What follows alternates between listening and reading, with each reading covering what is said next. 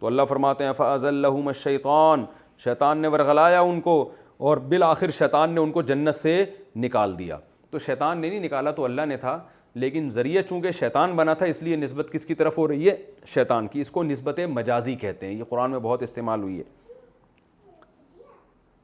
وَقُلْنَا اهْبِطُوا، اور اللہ فرماتے ہم نے بھی کہا اترو جنت سے۔ اترے کا لفظ کیوں استعمال کیا؟ اب ہمیں نہیں پتہ جنت آسمانوں میں، زمین پہ کہاں ہے، ہمیں معلوم نہیں ہے۔ تو بلندی سے جب نیچے کی طرف انسان آتا ہے تو اس کے لیے ہبط کا لفظ استعمال ہوتا ہے، اہبطوا کا لفظ۔ تو یہاں بھی حقیقی بلندی نہ بھی ہو، معنوی طور پہ تو بلند ہے نا، جنت زمین سے بہت اعلیٰ مرتبے کی چیز ہے، تو اس لیے بھی ہبط کا لفظ استعمال کیا جا سکتا ہے کہ ہو سکتا ہے جنت کوئی اونچائی پہ نہ ہو، لیکن اللہ اس کے لیے استعمال کر رہے ہیں کہ اترو، یعنی ایک بلند مقام سے کس مقام کی طرف آ رہے ہو؟ پس مقام کی طرف آ رہے ہو، اترو اس جنت سے۔ اور اب کیا ہوگا؟ تم میں سے بعض کے دشمن ہوں گے۔ جنت میں رہتے تو کوئی دشمنی نہیں تھی، لیکن اب زمین میں جاؤ گے تو زمین کا اصول ہی کیا ہے؟ لڑائیاں۔ وہاں کچھ لوگ عدل کے لیے لڑیں گے اور کچھ ظلم کے لیے لڑیں گے۔ تو یعنی زمین پہ جب آپ اتر گئے تو پھڈا کیا ہے؟ ہوگا، یہ تو ہوگا ٹھیک ہے نا، پھڈا تو ہوگا۔ آپ کتنے ہی پولائٹ بن کے رہیں نا، دوسرا کھا جائے گا آپ کو۔ تو دفاع میں لڑنا پڑے گا یا کسی پہ ظلم کر کے لڑنا پڑے گا۔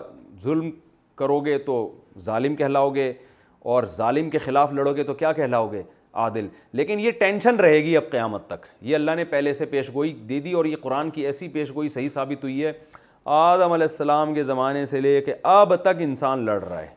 یونائٹڈ نیشن بن گئی بڑی مضبوط کہ دنیا کو لڑائیوں سے روکا جائے، مگر لڑائیاں رکنے کا نام نہیں لے رہی، کیونکہ انسان میں اچھے بھی ہوں گے برے بھی ہوں گے۔ اچھے اگر امن سے بیٹھیں گے تو برے ماحول خراب کریں گے، پھر اس ماحول کو درست کرنے کے لیے بھی لڑنا ہی ہے آپ نے۔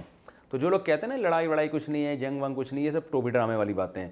اگر آپ نہیں لڑو گے تو نتیجہ کیا نکلے گا؟ دنیا کھا جائے گی آپ کو پھر۔ تو اس لیے یہ غوری بابر میزائل بھی کیا ہیں اسلام میں ضروری۔ اعدوا لهم ما استطعتم من قوہ، قرآن میں اللہ نے کہا ان کے خلاف قوت استعمال کرو۔ صرف مٹھائیوں سے اور میٹھی میٹھی باتوں سے لوگ نہیں سدھرتے۔ تبھی دنیا میں جتنے بھی ایسے کنٹریز ہیں جو بڑی ہیومن رائٹس کی باتیں کرتے ہیں نا، فوج ان کے پاس سب سے مضبوط ہوتی ہے اپنے دفاع کے لیے۔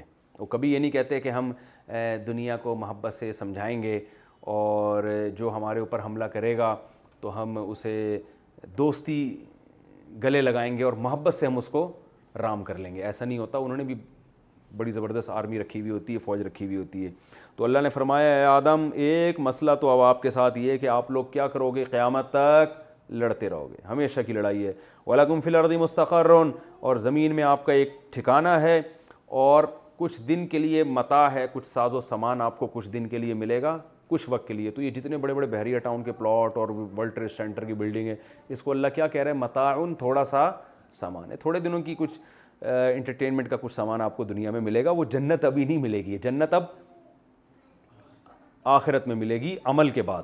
ابھی تو ایسے ہی مل گئی تھی نا، عمل کے بعد جنت ملے گی۔